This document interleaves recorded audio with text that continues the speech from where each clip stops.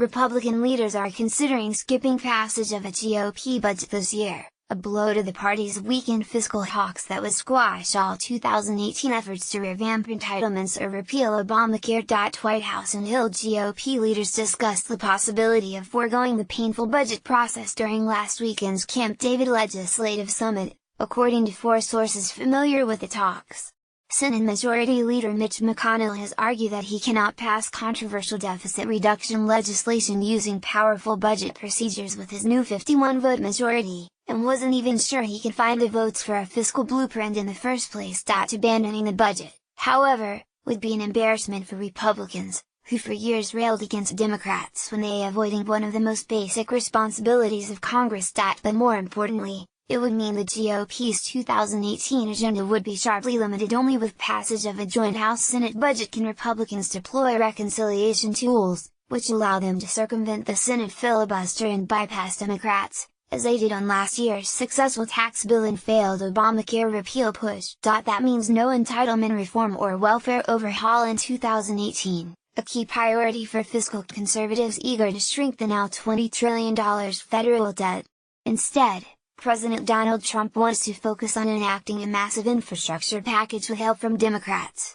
And conservatives are not happy about it. It's legislative malpractice to throw reconciliation out the window, Dan Holler, Vice President of Heritage Action, told Politico on Wednesday. Representative Mark Sanford RSC, a House Budget Committee member, responding similarly when asked what he thought of the idea. It's another data point in a long series of unfortunate data points on fiscal discipline. In the same way a budget is important for determining spending for a family, it's one of those absolute necessities and basics of financial discipline. In government, talks to forego a GOP budget this year come at a breaking point for many fiscal hawks. Congressional leaders are knee-deep in bipartisan spending negotiations that are shaping up to be a nightmare for conservatives, potentially raising federal spending by more than $200 billion over 2 years, with few, if any, ways to pay for it.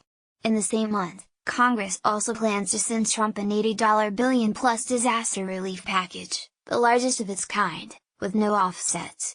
And just this week, House Republicans announced a plan to debate a return of earmarks, which conservatives have called the gateway drug to spending. It's the latest sign of the decline of the party's fiscal conservatives under Trump, who has shown little interest in cutting government spending and has begun to mold the party into his own image. The discussions also reflect the reality of the GOP's slimmed-down Senate majority and the difficult politics of an election year that threatens Republicans' hold on Congress. GOP sources familiar with the discussion have cautioned that the 2018 agenda is far from set in stone.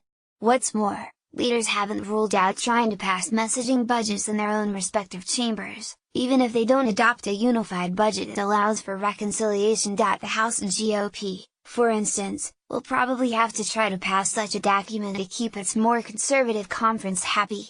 But GOP leaders are under no illusion that such a plan could pass the Senate. It's one of the reasons some GOP leaders have discussed deeming top-line spending numbers, simply setting total spending levels without passing a budget.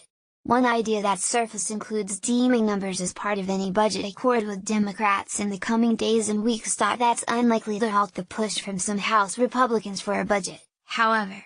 House conservatives say they are rooting for a fiscal brawl in 2018, even if it means going up against GOP leaders. Many House Republicans are still stung from last year's budget standoff with the Senate, when the House was forced to abandon plans for steep cuts to mandatory programs and swallow the Senate's deficit-busting blueprint.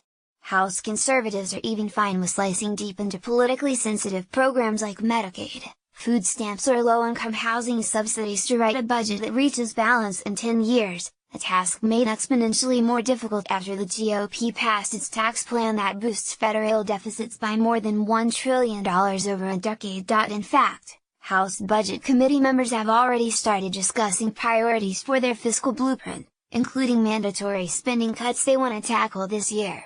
Representative Diane Black, Republican Tennessee, the outgoing chair of the House Budget Committee, said members have come up to her and said, "As soon as we get back, we've got to start on this budget again, and we've got to make sure we do mandatory spending cuts." In a SID do.